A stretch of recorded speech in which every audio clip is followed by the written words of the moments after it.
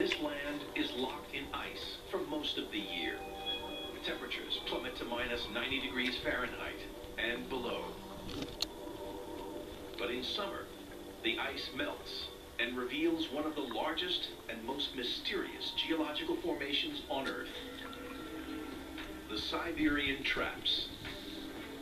Nearly 5% of Earth's land mass is covered by this ancient sea of rock. Deep canyons expose layers hundreds of feet thick. These giant stepped formations are called traps, from the Swedish word for stairs. They were discovered under unusual circumstances. Polish geologist Alexander Czekanowski was exiled to Siberia in 1863 for political crimes against Russia. While banished, he surveyed the landscape and stumbled upon this unique, unexplained expanse of layered rock. Today, the journey to fully understand how this strange stone formation was made begins in a swamp. I'm not sitting in this swamp just for fun. This swamp's actually very characteristic of what Siberia was probably like before the Siberian Traps formed. This vegetation, this shallow, stagnant water, is very different to the environment we see in Siberia today. The clue that enabled scientists to figure out that Siberia was once a swamp came from a particular kind of rock found beneath the traps. Coal. Trillions of tons of it. This rock here is coal. It's very important in Siberia. It forms when plant matter, trees, the thick vegetation, dies and falls into a swamp.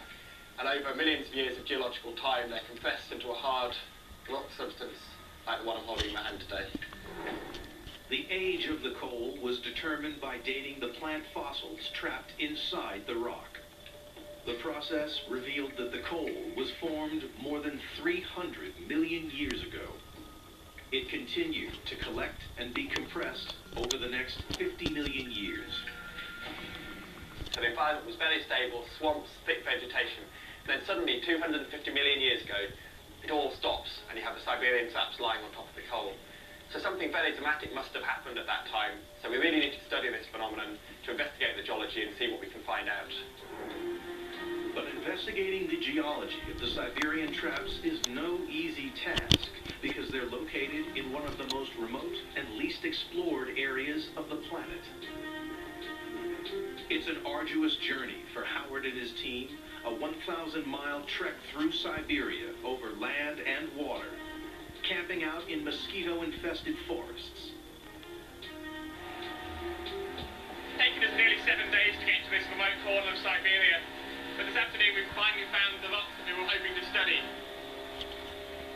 These towering pinnacles of rock mark the edge of the Siberian Traps. Even from a distance, without leaving their boat, the geologists can identify this distinctive formation. The rocks you can see behind me are all basalts forming wonderful towers.